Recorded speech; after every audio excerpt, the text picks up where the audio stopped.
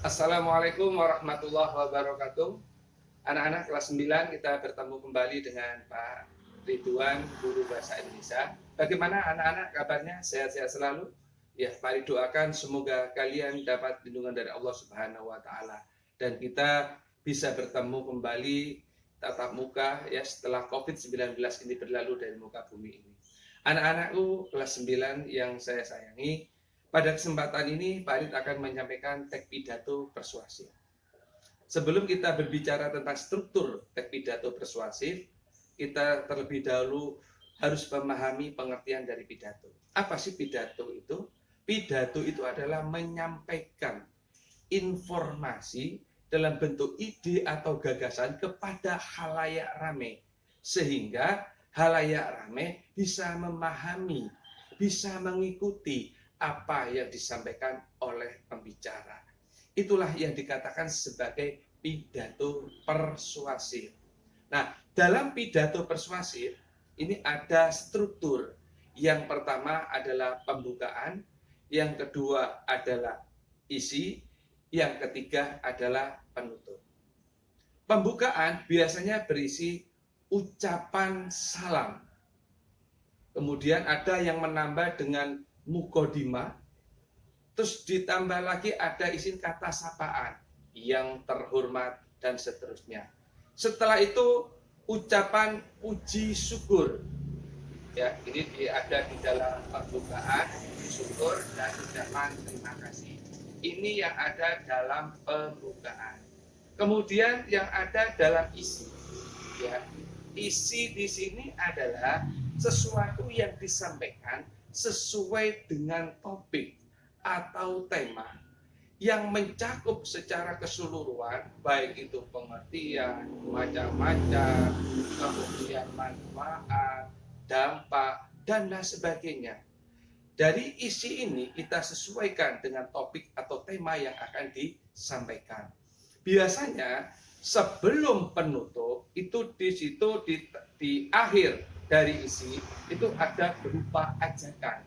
Ya, contoh misalkan kalau kita sering mendengarkan pidato dalam upacara, Bapak Ibu guru atau kepala MTS ya sering menyampaikan temanya misalkan tentang masalah kebersihan lingkungan ataukah tentang masalah prestasi.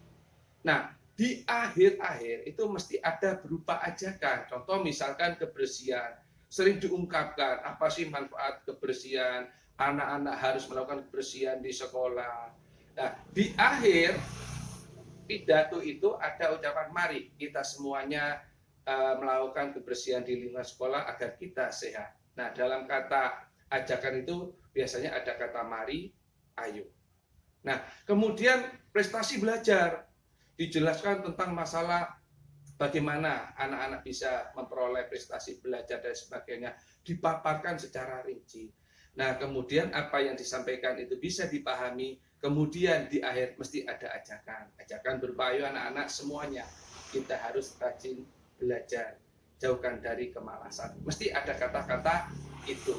Nah, itulah yang dikatakan persuasif. Jadi nanti kalau anak-anak sekalian disuruh menentukan mana kalimat persuasif, yaitu cari kata-kata ayo atau mari.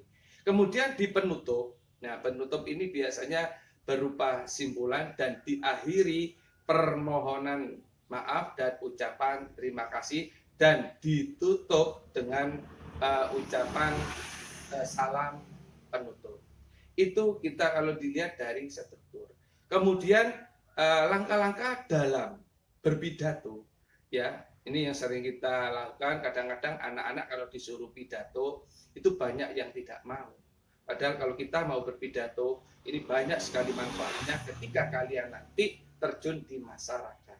Nah, bagaimana kita bisa berpidato dengan baik? Yang pertama adalah percaya diri. Ya. Yang kedua, jangan takut salah. Kenapa saya katakan jangan takut salah? Karena kita belajar. Yang ketiga adalah menguasai materi yang akan disampaikan. Yang keempat adalah menguasai situasi dan kondisi.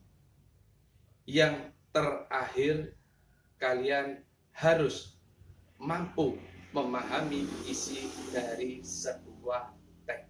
Insya Allah kalau ini kalian kuasai, insya Allah akan berjalan dengan lancar dalam pidato.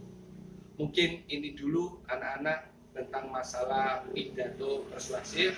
Untuk selanjutnya nanti kita akan membahas tentang macam-macam pidato atau jenis-jenis pidato. Mungkin itu yang Pak Rid sampaikan tentang pidato persuasif.